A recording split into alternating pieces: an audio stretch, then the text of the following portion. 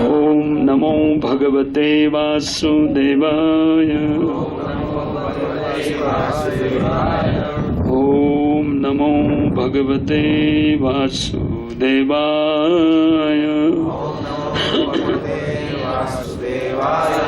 नारायणं नमस्तुत्य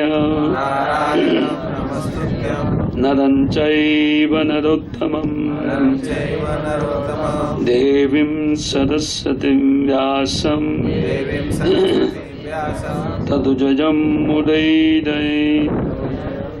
नष्टप्रायेषु भद्रेषु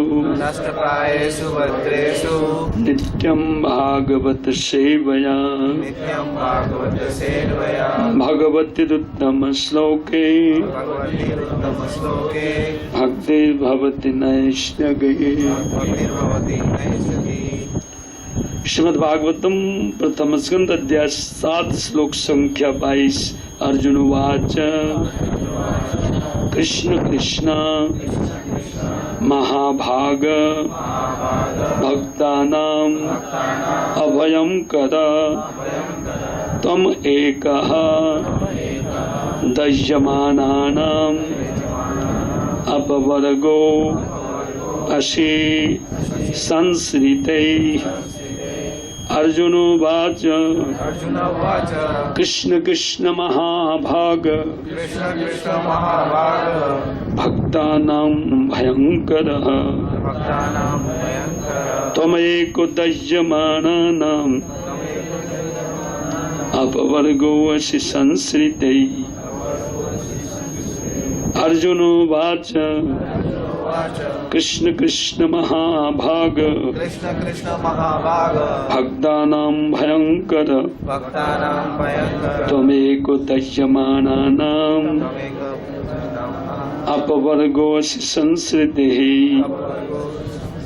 अर्जुनवाच अर्जुन जी ने कहा कृष्ण कृष्ण हे कृष्ण हे कृष्ण महाभाग आप सबसे महान हैं। भक्तानाम भक्त लोगों के लिए अभयंकर उनके भय का हरण करने वाले हैं। तुम एक आप एक अद्वितीय है या सच्चिदानंद रूप परमात्मा है। दह्यमानानां दाह में जलने वाले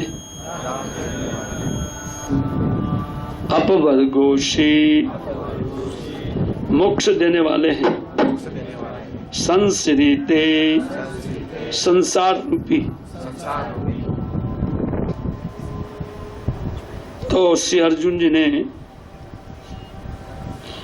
भगवान को कुछ पूछने के लिए पहले उनकी स्तुति की। वो 4 श्लोक में स्तुति है। कहते कि हे कृष्ण आप सबसे महान व्यक्तित्व है और आप अपने भक्तों को साक्षात अभयदान देने वाले हैं और आप सच्चिदानंद रूप परमात्मा हैं और समस्त शक्तियों के आप एकमात्र नियंता है। तो इस संसार दाह में जलने वाले उन जन्म मृत्यु और त्रितापों में जलने वाले जीवों को आप मोक्ष देने वाले हैं। अमज्ञानतिमिरन्धस्य ज्ञानाञ्जनशलाकया चक्षुरुन्मीलितं येन तस्मै श्रीगुरुवे नमः। श्रीचैतन्यमनोभीष्टं स्थापितं येन भूतले स्वयं रूप गदा मह्यं ददाति स्वपदान्तिकम्।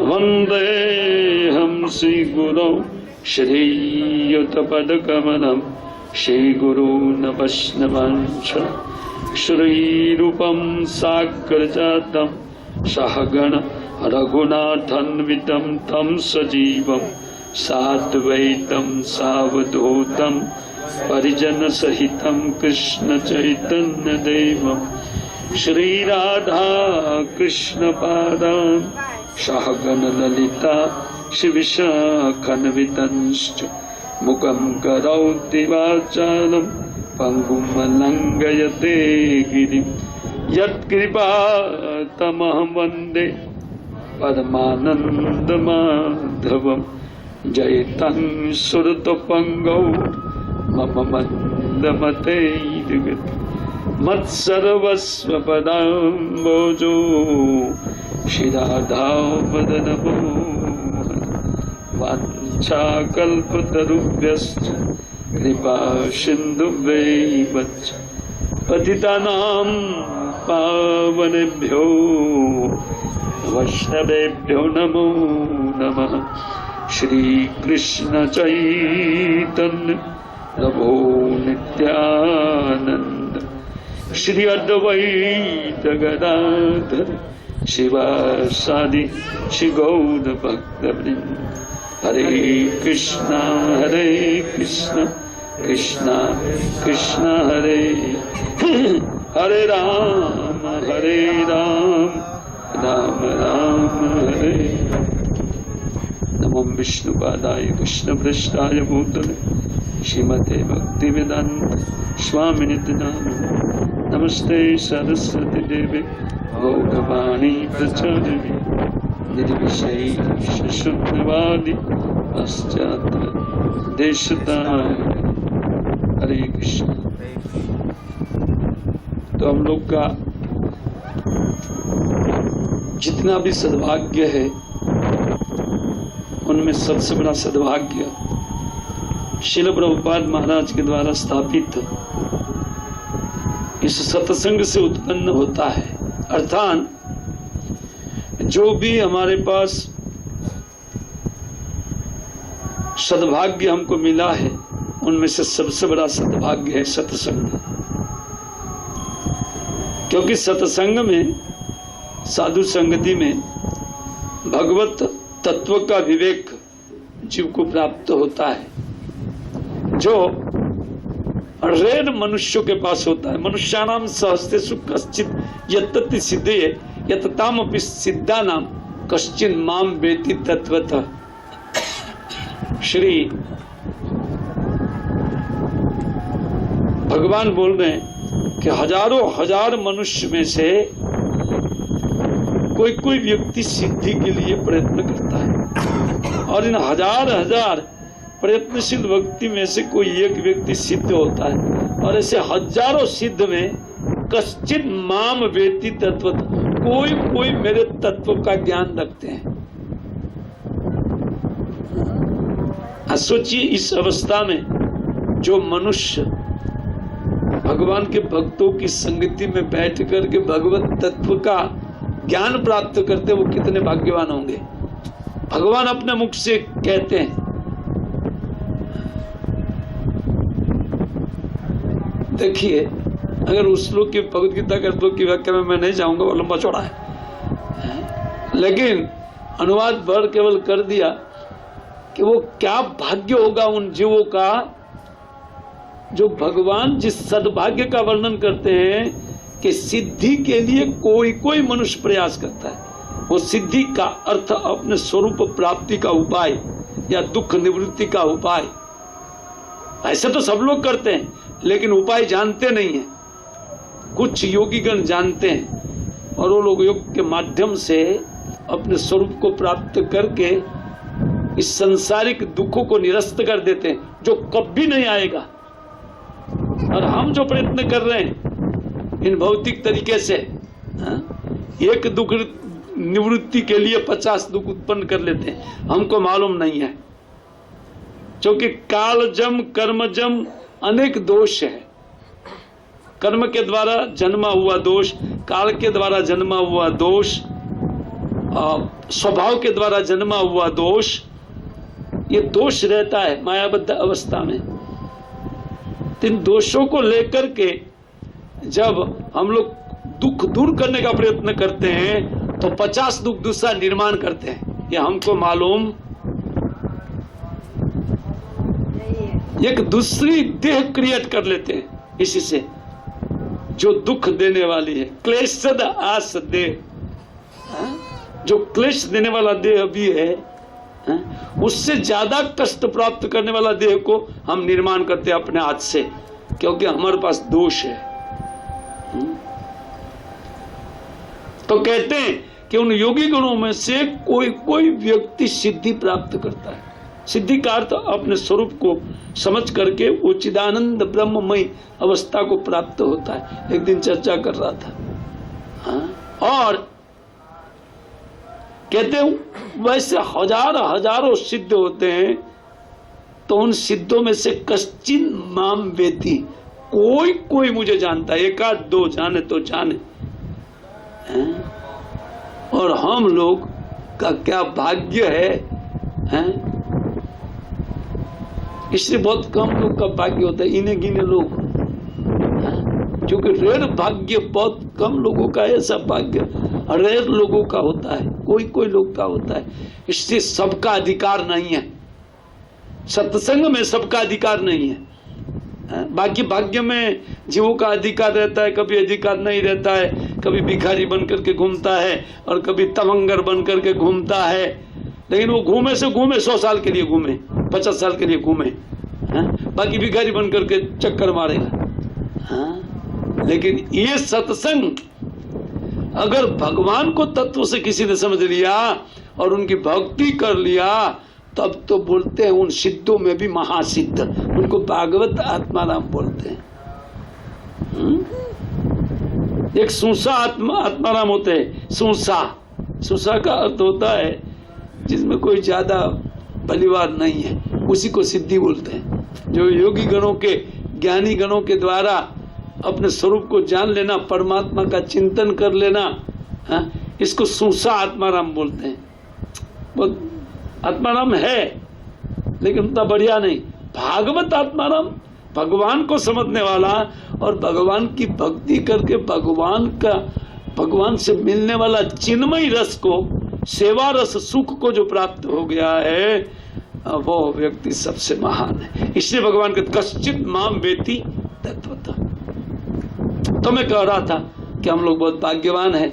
और अब की बार के सत्संग में उन कथा विषय वस्तु, जैसे आप सब लोग जानते हैं, हम लोग कल चर्चा कर रहे थे कि महाभारत के ये सुत गोस्वामी बाद उन भागवतम संहिता की सराहना करते हुए वेदव्यास महाराज ने क्यों रचा, ये बताते हुए फिर उनके वक्ता का निरूपण किया सुत गोस्वामी पाद ने कि उनके वक्ता कितने महान था। भले आत्माराम मुनिगण, आत्माराम मुनिगणों के गुरु,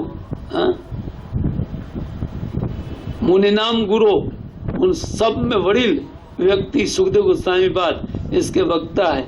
अतः श्रोता बोले जन्म कर्म विलापनम, जिनका जन्म, जिनका कर्म और जिनका विलापन अर्थात मृत्यु कितना दिव्य है, ऐसे परीक्षित महाराज उनके श्रोता बने। और परीक्षित महाराज के जन्म के पूर्व भगवान के द्वारा उनकी जो रक्षा हुई, उस घटना को बता रहे हैं। परीक्षित महाराज का जन्म अद्वितीय है, उनका कर्म अद्वितीय, कोई भूतकाल में नहीं किया था, भविष्य में नहीं करेगा, उनको अद्वितीय बोलते हैं। और उनका मुक्ति भी अद्वितीय है, वो तो कोई आगे प्राप्त करेगा। लेकिन दो चीज जो उन्होंने किया, उनका जन्म, माता के गर्भ में मर करके जीना, इस घटना को बताने के लिए ये उपाख्यान उठाया है। और उसका कर्म समय को कंट्रोल करना, साक्षात कलयुग को नीचे बिठा दिया। जब तक मेरा शासन चलता है तो तुम इतने स्थानों में रहना। कोई समय को बोल सकता है? समय सबको कंट्रोल करता है? लेकिन ये समय को कंट्रोल किया था परीक्षित महाराज। उनका कर्म दिव्य है। और उसका विलोपन, जिसके मृत्यु के समय महायोगी सुखदेव गोस्वामी पाद सामने से चल करके उसी टाइम आए, जिस टाइम वो जिज्ञासा कर रहे थे। और संसार से जुटे हुए एक एक बड़े से बड़े योगी वहां पर विराजमान है, सिद्ध व्यक्ति विराजमान, नारद जी, वेदव्यास, ये सब लोग। सुखदेव गोस्वामी पाद आए तो सब लोग खड़े हो गए, केवल नारद और व्यास खड़े नहीं हुए, बाकी जितने भी थे सब लोग खड़े हो गए। चूंकि ये महान व्यक्तित्व है। तो सोचिए, ऐसा व्यक्ति बिना बुलाए परीक्षित महाराज के पास आते हैं। क्यों? विलोपन, उनका उद्धार के लिए भगवान की ये योजना थी कि इसी सभा में सुखदेव इस संहिता का गान करेंगे, जिसका वेदव्यास महाराज की अंतिम कृति के रूप में निरूपण किया गया है। अद्भुत सूत्र, वेदों का ब्रह्म सूत्र, जो वेदों का भाष्य है, शॉर्ट में सारे वेद की व्याख्या है। 18,000 श्लोकों में अनंत कोटि श्लोक का उन्होंने संकलन किया थोड़े शब्दों। तो ये भागवती संहिता, जब ये पता चला कि सुखदेव गोस्वामी पाद इसका व्याख्यान करने जा रहे, बड़े बड़े ऋषि मुनि तुरंत जुटने लगे। चलिए चलिए चलिए, लाखों लोग बैठे थे। आप सोच सकते हैं, बिना माइक बोल रहे थे। माइक सिस्टम नहीं था उस टाइम, 5000 वर्ष पूर्व माइक सिस्टम नहीं था, लेकिन एक एक व्यक्ति के कान पर आवाज जा रही थी, लास्ट से लास्ट। यही तो उन लोग की दिव्यता है। एक बार मैं राजस्थान में कहाँ घूम रहा था, हाँ, एक कोई राजा का महल में हम लोग घूम रहे थे, शायद राजस्थान होगा, पता नहीं, जयपुर गए होंगे। और जयपुर में, हाँ, जयपुर में गोविंद देव का दर्शन करके हम लोग किला देखने के लिए गए थे, और महाराज जयपुर नरेश का। तो उनका प्रवचन का स्थान में जाकर के वो गाइड ने दिया सलाई जलाई। दूरी पर हम लोग खड़े थे, छम से आवाज आया। आश्चर्य का बात, इतनी दूरी पर दिया सलाई जलाई। बोले ये तो है, बोले यहाँ से महाराज प्रवचन करते थे। कुछ इस प्रकार प्राकृत व्यवस्था, ये तो अप्राकृत व्यक्तित्व है, जिनकी वाणी दिव्य है, सब जीवों का हृदय जानने वाले व्यक्ति है, और उनके हृदय में शंका उठने से उसी प्रकार प्रवचन करने वाले। सोचिए आप, सुखदेव गोस्वामी पाद सबके हृदय के जानकार है कि इनके हृदय में ये शंका उठ रही है, इस प्रकार बोलने से ये शंका निवृत्त होगी। इसलिए श्रीमद् भागवतम एक ऐसा महान ग्रंथ हो गया है, क्योंकि सुखदेव गोस्वामी पाद के मुख से निकला है, अतः प्रत्येक व्यक्ति की शंका को दूर करने वाला है। छोटी बड़ी जो भी शंका उठ सकती है, भविष्य में, वर्तमान में, भूतकाल में जितनी शंका उठी है, ये सबका समाधान इस ग्रंथ में है। क्योंकि सुखदेव गोस्वामी पाद सबके हृदय को देख करके प्रवचन कर रहे थे। एक तो ये श्लोक वेदव्यास महाराज के द्वारा संकलित था, और दूसरा उनमें उदाहरण दे करके अपना कुछ बात बोल रहे हैं। क्यों? क्योंकि लोगों के हृदय में नाना प्रकार की शंका वाले लोग बैठे, कोई निराकारवादी बैठा था, कोई साकारवादी बैठा, कोई क्या वादी बैठा था, सबके वाद का खंडन करते हुए और अपना सर्वोपरि जो ईश्वरवाद है उनको स्थापित करते हैं। और उसके श्रोता कौन है? श्री परीक्षित। और जहां से कृष्ण कथा का उदय होता है, बोलते हैं उस कृष्ण कथा का उदय जहां से होता है, उन भक्तों का चरित्र मैं आपको कहूंगा। इसलिए संताम च पांडुपुत्रा नाम, उन पांडवों के संस्था आगमन, उनके स्वर्गारोहण का मैं वर्णन करूंगा, जिसमें से कृष्ण कथा निकलती है। ऐसा कहते हुए उन्होंने कहा कि जब कुरुक्षेत्र का युद्ध समाप्त हो गया, उस दिन की यह घटना है। और उस घटना में अश्वत्थामा ने द्रौपदी के सोते हुए पुत्र को मार दिया, और वो दुर्योधन को सुखी करना चाहते थे, सुख पर वो मरे, तो उनका मुंडी लेकर के गया, और दुर्योधन ने देखा कि ये तो मेरे शत्रु नहीं, पांडव नहीं, पुत्र मारे गए हैं, अब तो कोई साध्य देने वाला व्यक्ति नहीं है। तो वो उनके हृदय में बहुत दुख हुआ, और वो दुख और परम हर्ष हुआ जब पांडव का भी मृत्यु सुन करके उनके मुख से, और इन हर्ष सुख में उनका मरण हो गया। जो लिखा हुआ था कि जब तक महाहर्ष और जब तक महाशोक उत्पन्न नहीं होगा, तब तक उनका मृत्यु नहीं होता है। तो उनका शरीर छुड़ाने की व्यवस्था थी, कुछ भी हो। तो इस प्रकार उनका शरीर छूट गया दुर्योधन का। लेकिन पांडवों का वैर ठान लिया अश्वत्थामा ने। और उसी को पकड़ने के लिए अर्जुन जी वो रथ में भाग रहा था कि अभी अर्जुन सुनिश्चित मुझे मार देगा। लेकिन कहते हैं कि उन अर्जुन के द्वारा वो रथ तैयार किया गया, भगवान उनके सारथी थे, तुरंत पकड़ लिया उनको जा करके और देखा उन्होंने पीछे से कभी ये लोग आ गए और उनका अश्व भी थक करके गिर गए थे। अभी भागना व्यर्थ है, ये सोच करके उन्होंने प्राणपण आ पहुंचा है, अभी मैं सुनिश्चित मारा जाऊंगा। इस भय से उन्होंने ब्रह्मास्त्र का अनुसंधान किया अर्जुन को मारने के लिए कि मेरे शत्रु को पहले मैं मार दूं ताकि मैं बच जाऊं। तो उन्होंने जैसे ब्रह्मास्त्र का अनुसंधान किया तो चारों ओर से भयानक तीव्र तेज अर्जुन की ओर बढ़ रहा था। अर्जुन कुछ समझ नहीं पाए कि ये क्या है, ये मेरी ओर क्यों ये तेज आ रहा है। एक आचार्य लिखते हैं,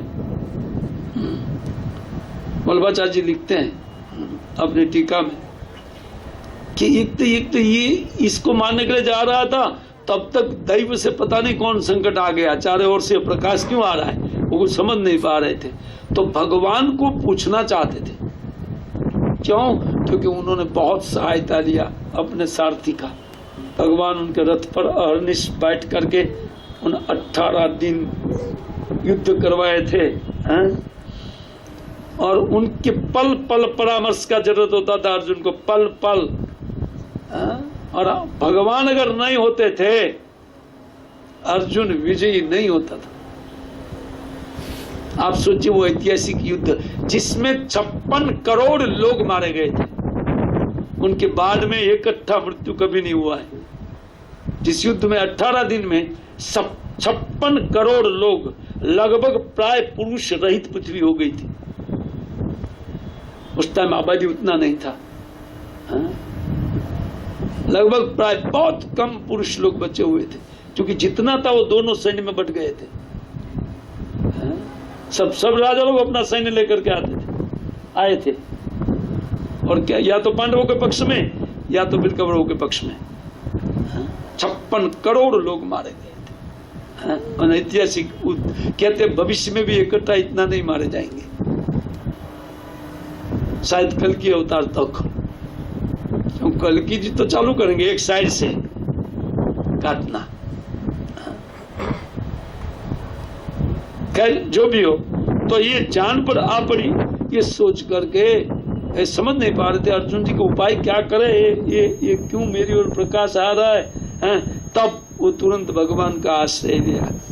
अर्जुन वाच कृष्ण कृष्ण, 2 बार कृष्ण शब्द क्यों कह रहे हैं, उसके ऊपर आचार्य लोग की उत्पत्ति दी हुई है। उन आचार्य लोग अपनी समीक्षा देते हैं। बोले एक तो संदिग्ध चित्त होने से कृष्ण कृष्ण 2 बार बोले, या कृष्ण का महत्व वो समझते थे कि कोई भी बात ऐसी नहीं है जो कृष्ण नहीं जानते हैं, इसलिए 2 बार कृष्ण कृष्ण अर्थात बचाइए बचाइए, ये क्या हो रहा है। इसके लिए 2 बार कृष्ण कृष्णेति है। अब महाभाग, महाभाग का अर्थ जिनका भाग्य इतने महान है कि जिनकी बाहु इंद्र है, इंद्र देवता जिनकी बाहु है, सबका रक्षा भगवान इंद्र देव करते हैं। पर्जन्य जल वर्षा करके, अगर जल नहीं रहेगा तो जीव जीवित नहीं रहेंगे, क्योंकि जल ही प्राणियों के लिए जीवन है। जलचर के लिए तो साक्षात जीवन है, लेकिन जो स्थलचर है उनके लिए भी पानी ही जीवन है। हवा के बाद नंबर आता है पानी का। ऐसे कहते महाभाग, उसका अर्थ कितना भगवान भाग्यवान है। बोले इससे बढ़कर कोई भाग्यवान नहीं है। जिनकी बाहु के रूप में इंद्र कार्य करता है, उसका अर्थ सभी लोग उनके द्वारा रक्षित है। कुछ ही लोग ये बात जानते हैं, जो जानते हैं वो भाग्यवान है कि हमारा रक्षा कैसे होता है।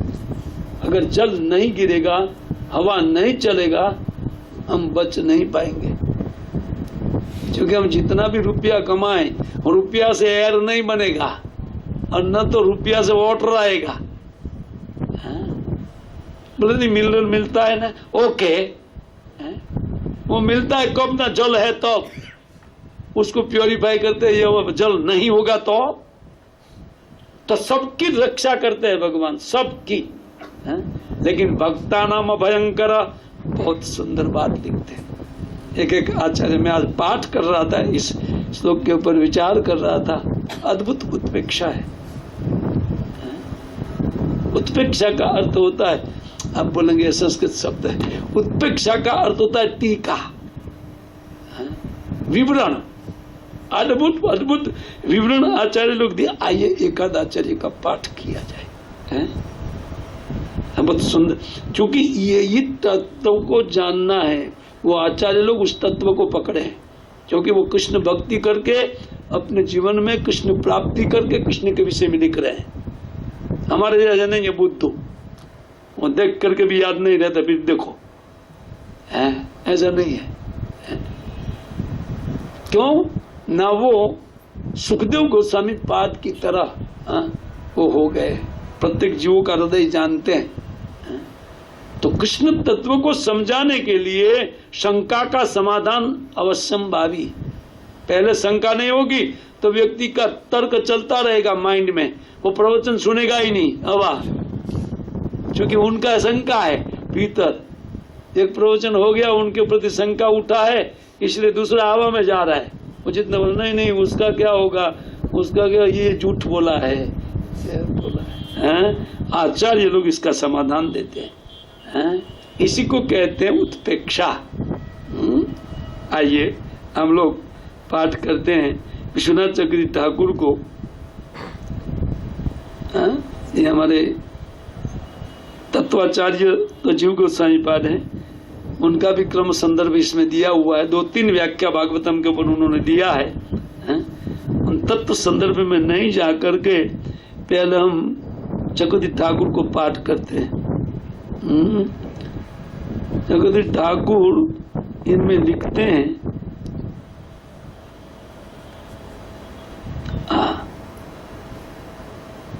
अपवर्गो मोक्ष रूपो अपि तेना अस्माकं संस्कृते मोक्षम अपि दास्यसि।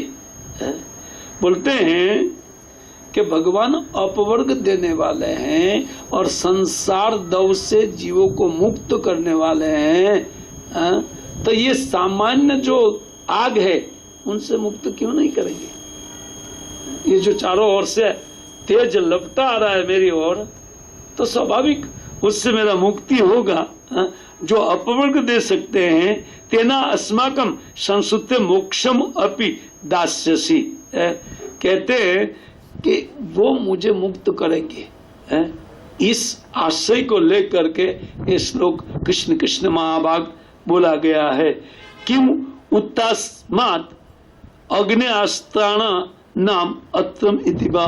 फिर बोलते संसार दाह से जो मुक्त कर सकते हैं, मोक्ष दे सकते हैं, तो क्या ये कोई अस्त्र शस्त्रों का अगर प्रतिक्रिया है, उनसे वो मुक्ति नहीं दिलाएंगे क्या? बहुत सुंदर उत्प्रेक्षा देखिए, ये श्लोक क्यों बोला गया उनके विषय में चर्चा। आइए एक थोड़ा पाठ कर लेते हैं बल्लभाचार्य की उत्प्रेक्षा को। वो लिखते हैं कि द्रोणिर इदम अष्टम इति अज्ञात्वा किंच अन्यद दैव योगेन आसन उपस्थितम तद अपनोदार्थम तत्स्वरूप ज्ञानार्थम च भगवंतम पृष्टुम प्रथमम स्तौति इति। आचार्य लिखते हैं, सुंदर उत्प्रेक्षा है।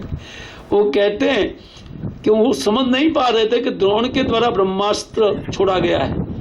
समझ नहीं पड़ेगा, ब्रह्मास्त्र एक इतना सूक्ष्म आणविक अस्त्र है कि उनका प्रयोग करने वाला व्यक्ति जानता है और दूर कोई जानेगा ही नहीं कि अस्त्र चला है।